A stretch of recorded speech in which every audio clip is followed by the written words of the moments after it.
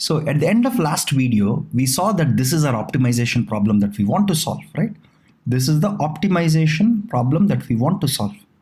So let me introduce you to a very interesting idea in optimization called monotonic functions. And we'll use a very simple idea. It's nothing fancy. I can easily explain that concept to you using simple functions, right? So we'll learn a very interesting technique called, a very interesting type of functions called monotonic functions, and how they are to be used in optimization. I'll take a very simple example, show this to you, and I'll apply that so that we modify this slightly so that it's easy to play with. Of course, this optimization problem can be solved, but we want to modify it slightly so that it's easier for us to operate. Because look at it, you're 1 by 1 plus something. This looks slightly complicated if you think about it, right? Can we simplify it further? So monotonic functions are, so let me define what is a monotonic function first.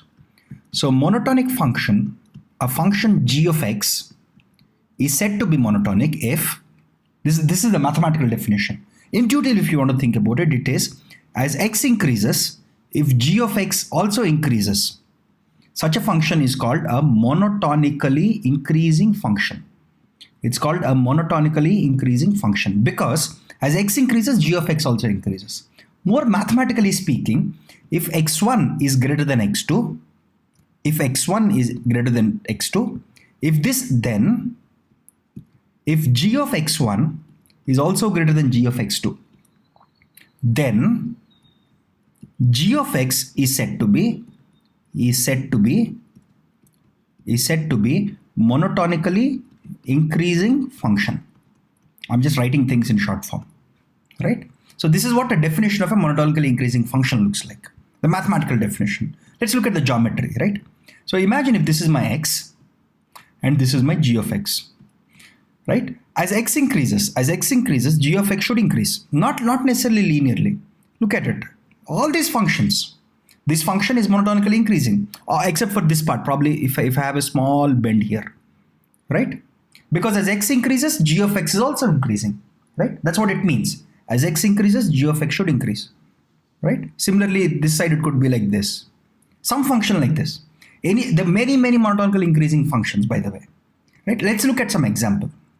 So how is monotonically, so let's look at log of x first, right? Log of x is only defined when x is greater than 0, because log of 0 is not defined, right? So let's look at log of x and let's see if log of x is monotonically increasing, right? This is the plot of log of x. Again, back to Google, a great savior with plotting. I don't have to use a plotting tool, right? Look at it like this. If I move my mouse here, as x increases, it gives you the corresponding value of y.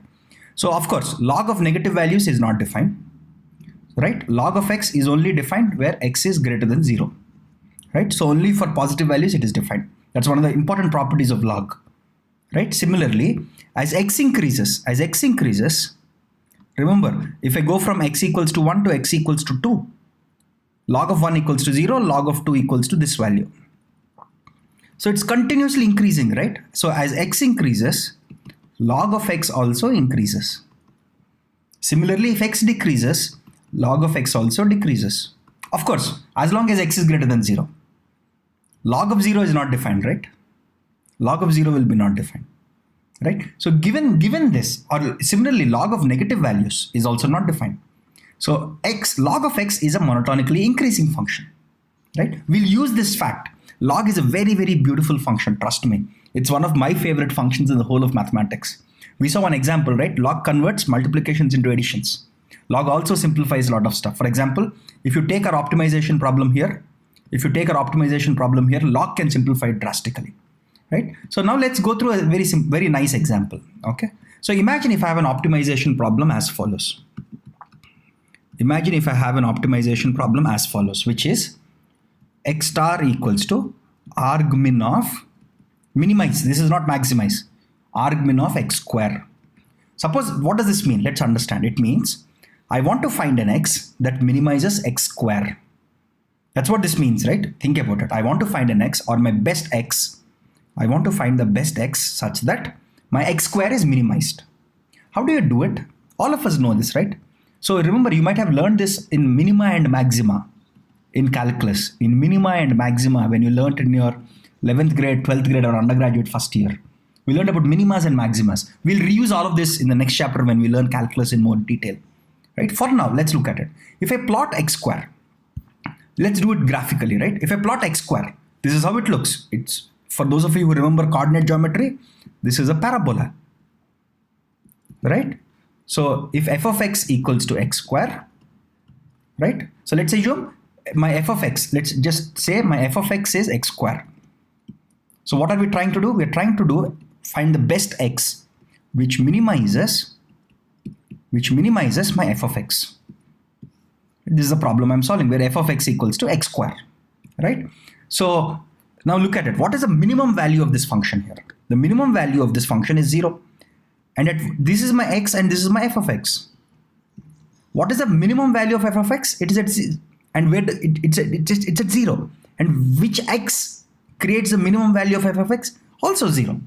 So the answer for this, see, I could tell you that this is a minimum value by just looking at this plot, right? So the answer for this problem is x star equals to 0, because it is a minimum value of x, right? Where x star, so it is a value of x where x square, not x star, where x square is minimized, right? So let's look at it from the perspective of x square, the simplest function, very elegant, very beautiful function, right?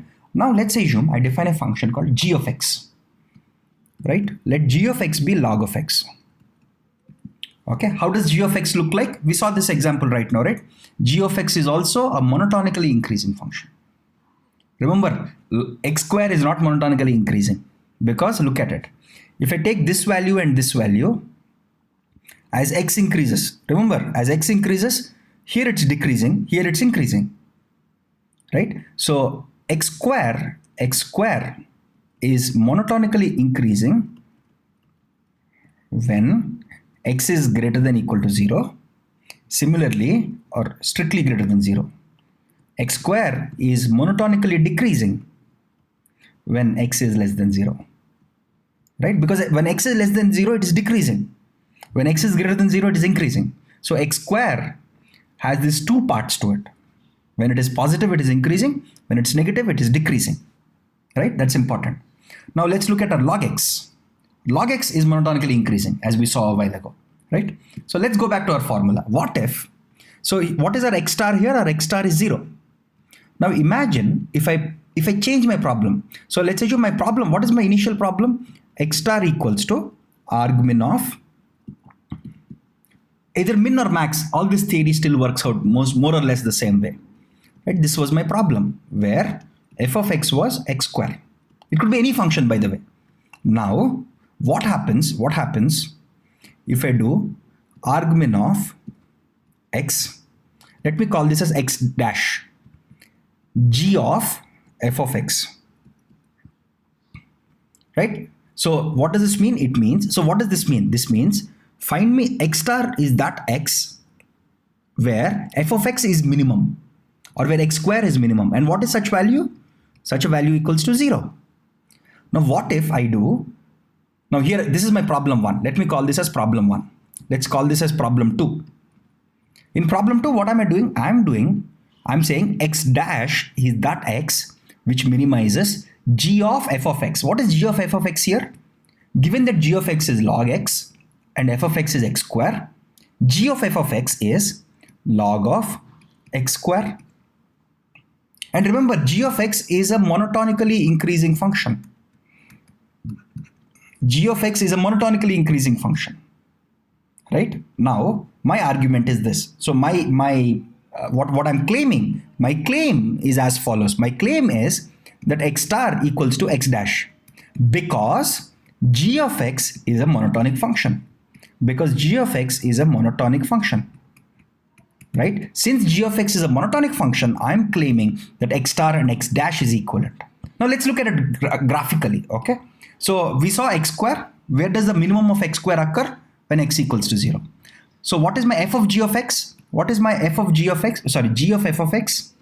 My g of f of x is log of x square, right? For log of x square, where does the minimum value occur? Look at it, right? This is my log of x square. It happens when x equals to 0, where it has a minimum value, right?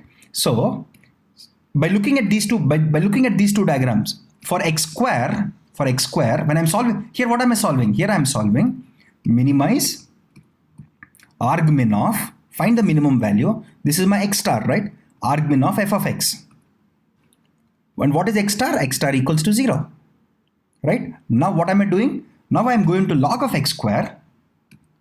Here what am I doing? I'm saying x dash is argmin of g of f of x, which is also at 0, right? So x star equals to x dash. So in optimization, so what I've given you is an example, but there is a rigorous proof in the theory of optimization, and it's not very hard. It's a very, very simple theory. It's a very, very simple theorem that you can easily prove, right? The theorem says this: if g of x is a monotonic function,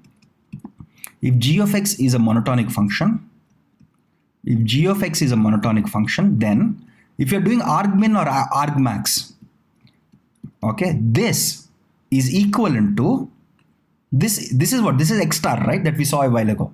This is equivalent to argmin of x, g of f of x.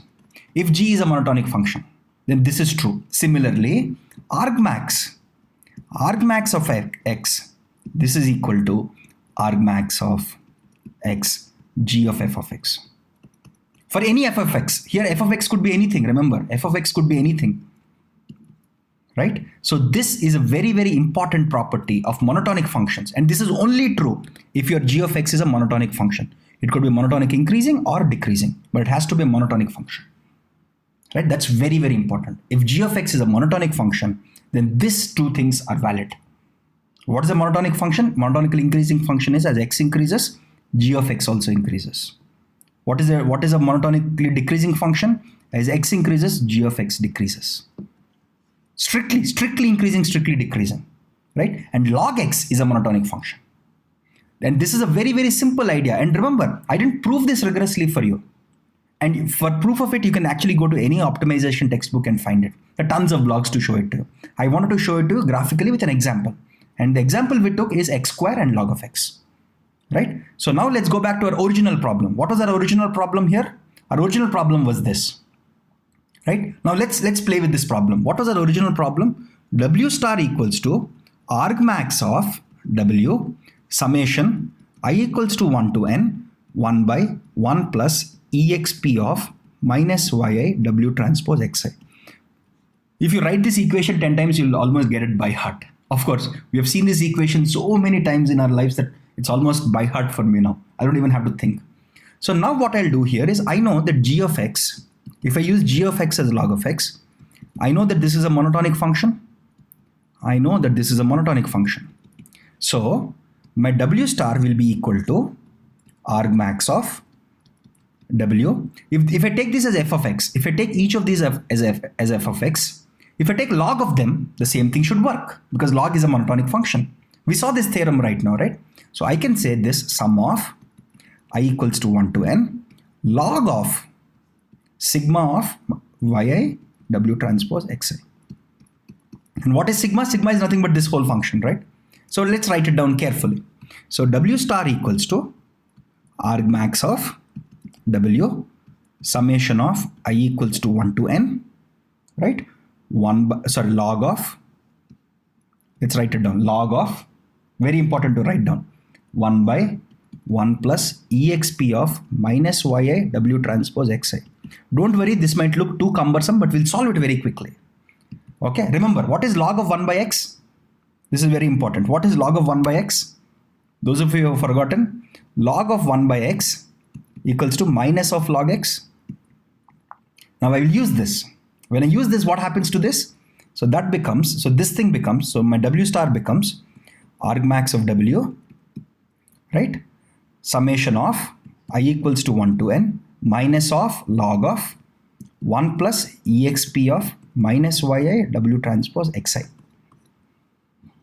Right? Log of 1 by this thing is minus of log of this. That's what I just applied. I just applied this theorem here. I just applied this rule here, this formula, right? I just applied it and I got this. Now, this is the fun part here. So what is maximizing? So look at it. Maximizing fx. Okay, this is an important thing. Maximizing fx. So let's assume I have argmax of fx is same as argmin of minus of f of x. Let me show it to you with an example again. Okay, so my x square is like this. This is my plot of x square. Let's do plot of minus of x square now. Minus 1 into, right, x square. Okay, let's see what does this plot. This plot looks like this, right? So this is my plot of x square, right? The point that minimizes x square is the same as the point that maximizes minus of x square. This is the maximum value, right? All these values are less than this. Very simple, right? So in optimization, this is a very simple rule that the x that maximizes f of x is the same as the x that minimizes minus of f of x, right? So this is a very simple rule, and it's very, very intuitive if you think about it. So maximizing f of x is same as minimizing minus of f of x. Very logical. You can argue logically with simple geometry like this, right? When you apply this equation to this, because I have a negative here, right? If I cancel this negative, I have to make this max as minimum, right? Because maximizing minus of f of x. So the contrary for this is maximizing or argmax of minus of f of x is same as argmin of f of x. Same thing, it's just the same formula. I just put minus here and plus here. It's the same logic. So by applying this logic here, what can I do? I can write that my w star equals to argmin. Remember, I converted the max here to min, and I'll negate this minus. I'll remove the minus now, right? Argmin of w summation of I equals to 1 to n log of, see, I removed with the negative here, right? Log of 1 plus exp of minus yi w transpose xi, right? This is the optimization problem of logistic regression that we solve. Here, always remember, here your yi's are plus 1 or minus 1, not 1 and 0. People get confused a lot. Okay, this is minus 1 and plus 1, not 1 and 0. So in this formulation, you have plus 1 and minus 1. You're trying to find the best w that minimizes this. Now, if you think about it, let's play around, let's understand this slightly more in slight detail, right? If this 1 wasn't there here, imagine if this 1 wasn't there. If log and exponent cancel each other, because log of e power x is nothing but x, right? If this 1 wasn't there, these two things will cancel out and you will be left with the sign distance. Minimizing negative sign distance is maximizing the sign distance. What is this? This part without the negative part is nothing but your sign distance. Right? This part, just this part without the negative sign. So if this 1 wasn't there, imagine if this 1 wasn't there. This is the actual formula. This is the actual optimization problem for logistic regression. Right? If this 1 wasn't there, log and expo would have cancelled each other. Let's write it down. Actually, I would love to write it down, right? So we have argmin of w summation I equals to 1 to n log of 1 plus exp of minus yi w transpose xi, right? Imagine if this 1 wasn't there, then log and expo would have cancelled each other. What would have been left with? Argmin of, I would have been left with argmin of minus this and minimum and negative sign. I can change this to argmax of summation yi w transpose xi. What was this? This is nothing but the sum of sign distances. This was nothing but the sum of sign distances, right? So actually, the actual optimization problem of logistic regression, this is the optimization problem of logistic regression, is a small change using expo and log on sum of sign distances. It's the same idea, right? But what we solve is this problem and not this problem, because this problem has outliers and this problem doesn't have, it still gets impacted by outliers, but not by a very severe amount. This has a huge outlier problem.